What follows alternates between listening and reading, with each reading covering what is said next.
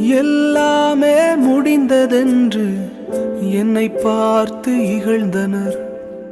இனி என்றும் எழும்புவதில்லை என்று சொல்லி நகைத்தனர். எல்லாமே முடிந்ததென்று என்னை பார்த்து இகழ்ந்தனர். இனி என்றும் எழும்புவதில்லை என்று சொல்லி நகைத்தனர். ஆனாலும் நீங்க என்னை கண்ட விதம் பெரியது.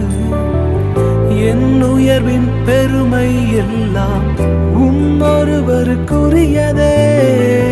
ஆனாலும் நீங்க என்னை கண்ட விதம் பெரியது.